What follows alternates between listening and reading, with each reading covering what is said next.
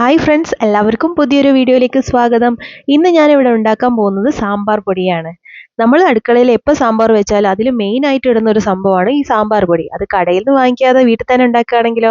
അപ്പോൾ അത് വീഡിയോയിലേക്ക് പോയാലോ, എങ്ങനെയൊക്കെയാണ് ഉണ്ടാക്കുന്നത് നോക്കാം. ആദ്യമായിട്ട് നമുക്ക് വേണ്ടത് മല്ലിയാണ്. മല്ലി ഒരു 3 ടേബിൾ സ്പൂൺ ആണ് ഞാൻ ഇവിടെ എടുത്തിരിക്കുന്നത്. അത് കഴുകി ഉണക്കി വെച്ചതാണ് കേട്ടോ.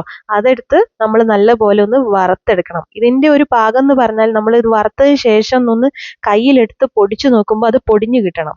അതാണ് ഇതിൻ്റെ ഒരു പാകം എന്ന് പറയുന്നത്. അപ്പം നമ്മൾ മല്ലി എടുത്തത് വറുത്തു. ഇനി ഒരു പാത്രത്തിലേക്ക് മാറ്റണം.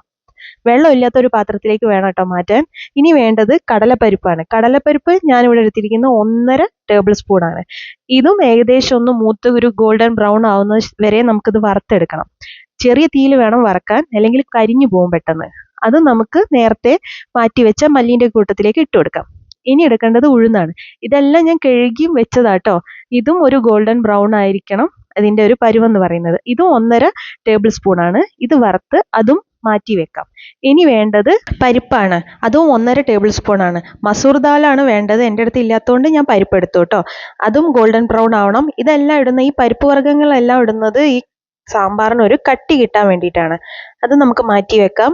ഇനി വേണ്ടത് ഒരു 10-15 കശ്മീരി മുളകും അതേപോലെ തന്നെ സാദാ മുളകും. ഈ കശ്മീരി പിരിയൻ മുളകില്ലേ, അതാണ് വേണ്ടത്. കളറിന് വേണ്ടിയിട്ടാണ് കേട്ടോ. അപ്പം അതും പിന്നെ എരിവിനായിട്ട് സാദാ മുളകും കൂടെ, ഉണക്കമുളകുമാണ് വേണ്ടത്. ഇതൊക്കെ കഴുകി മാറ്റി വെച്ച സംഭവങ്ങളാട്ടോ.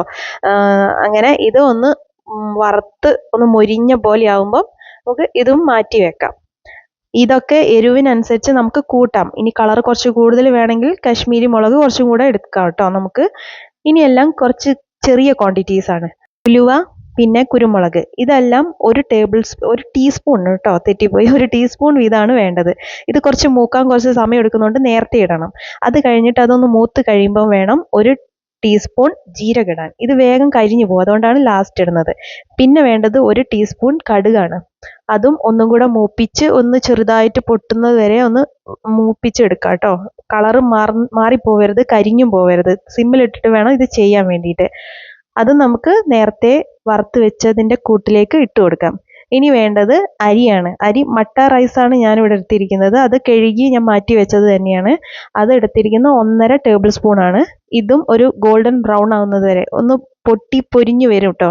അപ്പം നമ്മൾ കുറച്ച് നേരം ഇളക്കുമ്പോഴത്തേതായി കണ്ടില്ലേ പൊട്ടുന്നത്, അങ്ങനെ പൊട്ടി കിട്ടും. അപ്പം അത് കഴിഞ്ഞ് ഒരു ജസ്റ്റ് കുറച്ചൊരു കളറൊന്ന് ചേഞ്ച് ആവുന്നവരെ, ഇത് കണ്ടില്ലേ ഇതേപോലെ ഒന്ന് ചേഞ്ച് ആവുന്നവരെ നമുക്കൊന്ന് വറുത്തെടുക്കണം. റൈസ് തന്നെ വേണമെന്നില്ല, നിങ്ങളെടുത്ത് ഏത് അരിയാണോ അത് എടുത്താൽ മതി. അത് നമുക്ക് എടുത്ത് മാറ്റി വെക്കാം. ഇനി നമുക്ക് ആവശ്യമുള്ളത് കറിവേപ്പിലയാണ്. കറിവേപ്പില നല്ല നാടൻ കറിവേപ്പിലയാണ് എടുത്തിരിക്കുന്നത്. അത് ഒരു 4-5 തണ്ടാണ് എടുത്തത്. ഇത് ഏകദേശം ഒന്ന് വെള്ളമൊക്കെ ഒന്ന് വറ്റി വരണം. ഇതിൻ്റെ വെള്ളം ഒന്ന് പോയി ഒന്ന് ഞെക്കുമ്പോൾ പൊടിയുന്ന രീതിയിലാണ് ഇതിൻ്റെ ഒരു പരുവെന്ന് പറഞ്ഞിട്ടുണ്ടെങ്കിൽ. അപ്പം നമുക്ക് ആ കറിവേപ്പിലയും വറുത്തത് മാറ്റി വെക്കാം. അപ്പോൾ ഈ വെളിച്ചെണ്ണയിലല്ലാത്തതുകൊണ്ട് കുറച്ച് സമയം പിടിക്കും കേട്ടോ ഇതൊന്ന് മൊരിഞ്ഞ് വരാൻ വേണ്ടിയിട്ട്. ഇനി മെയിൻ ആയിട്ടുള്ള ഒരു സാധനമാണ് നമുക്ക് ഇനി ആവശ്യമുള്ളത്, അതായത് കായം. അപ്പം ഈ സാമ്പാർ പൊടിയിലേക്ക് ഇതിൻ്റെ ഒരു ടേസ്റ്റ് നമുക്ക് അറിയണമെങ്കിൽ സാമ്പാറിന് കായം ഇട്ടാലേ പറ്റുള്ളൂ. അപ്പം കായം നമ്മളിവിടെ എടുത്തിരിക്കുന്നത് ഒരു 30 ഗ്രാമാണ്. അത് കുഞ്ഞു കുഞ്ഞു കഷ്ണങ്ങളാക്കി മുറിച്ച് മാറ്റി വെച്ചിരിക്കുന്നതാട്ടോ.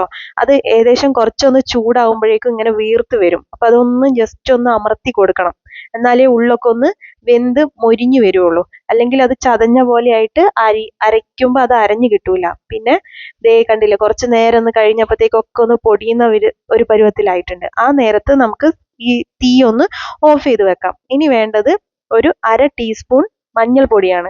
അതൊക്കെ ഇട്ടിട്ട്, ഇതാണ് ഇതിൻ്റെ ലാസ്റ്റ് സ്റ്റേജ് എന്ന് പറയുന്നത്. അതും കൂടെ ഇട്ടിട്ട് നമുക്ക് ഈ കൂട്ട് ഒന്ന് നല്ലപോലെ ഒന്ന് അരച്ചെടുക്കണം. അപ്പം ഇത്രയും കൂട്ടാണ് നമുക്ക് ആവശ്യമുള്ളത്. ഇത് ഏകദേശം അരച്ചിട്ടുണ്ടെങ്കിൽ ഒരു 150 ഗ്രാമോളം നമ്മളെ സാമ്പാർ പൊടി ഉണ്ടാവും കേട്ടോ. അപ്പം ഈ കളറൊക്കെ കണ്ടില്ലേ നല്ല അടിപൊളിയായിട്ടില്ലേ. ഇനിയിപ്പോൾ കുറച്ചും കൂടെ കളർ വേണമെങ്കിൽ മഞ്ഞൾപ്പൊടി ഇടാം, അല്ലെങ്കിൽ കശ്മീരി മുളക്, അങ്ങനെ എന്താണോ നിങ്ങളെ താല്പര്യത്തിൻ്റെ കളറിനനുസരിച്ച് നിങ്ങൾക്ക് മാറ്റാം കേട്ടോ. അപ്പം ഇതൊരു നല്ലൊരു മണമാണ്.